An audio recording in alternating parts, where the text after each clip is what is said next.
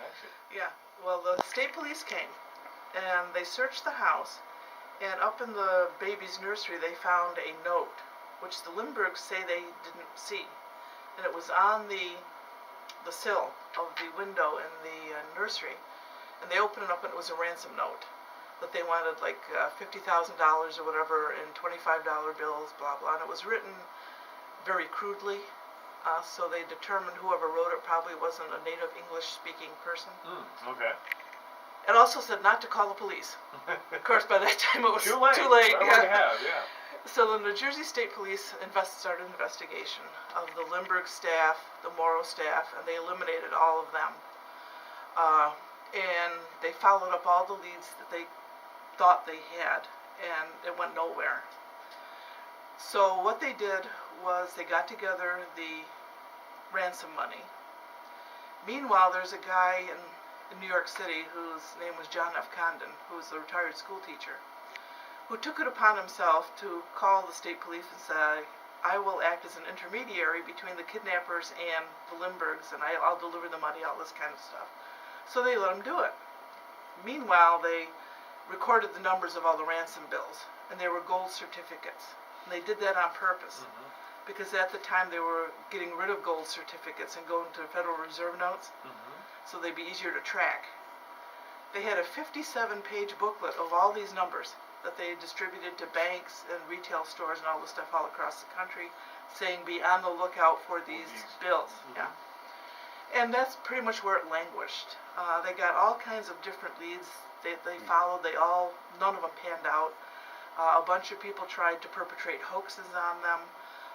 Evelyn Walsh McLean, who was the owner of the Hope Diamond, pawned the Hope Diamond to help raise the ransom money. Oh, wow. Okay. For the Lindbergh kidnapping.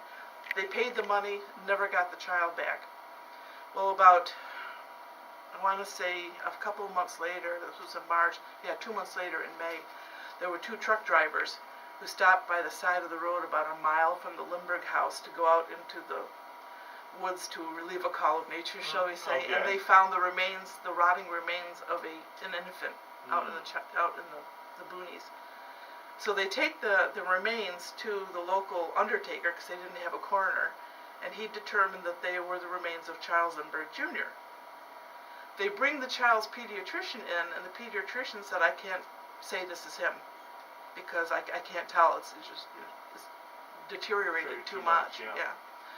But they bring Lindbergh in, he takes one look at these remains that look like, I've seen the pictures, they're just bones, and he says, yeah, that's my son, and out he walks.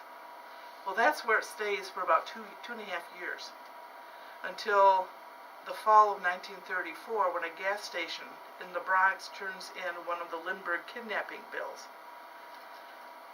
They trace it, find out it's one of the kidnapping bills, but they notice some writing on the bill. It looks like a license plate number. So they asked the guy at the station, did you put that on there? He says, yes, anytime somebody passes a gold certificate, which is not legal tender basically anymore, I write the number of the license plate on there. So they traced the license plate to Bruno Richard Hauptmann, a German immigrant who lives in the Bronx. And they go to his house, they stake it out for a couple weeks, and then they finally arrest him on the way to work one morning. Of course, this was before Miranda and all this stuff, and the need for search warrants and all that kind of thing. So they go to his house and basically start tearing the place apart, and they find over $15,000 worth of Lindbergh ransom money in a box in his kitchen, and some more out in his garage. So they asked him how he got it. He said, well, a friend of mine, Isidore Fish, gave it to me. And they start calling that his fish story. Well, eventually he's arrested and charged with extortion. He's never charged with kidnapping, which at this time was not a federal offense, but it will become a federal offense because of the Lindbergh kidnapping. It's nicknamed the Lindy Law. Yeah.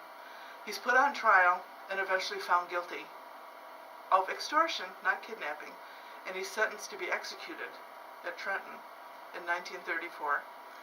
And the governor of New Jersey at the time, whose name was Harold Hoffman, gave him an option. He said, if you will say that you did this, because Hauptmann kept saying, no, I didn't do it.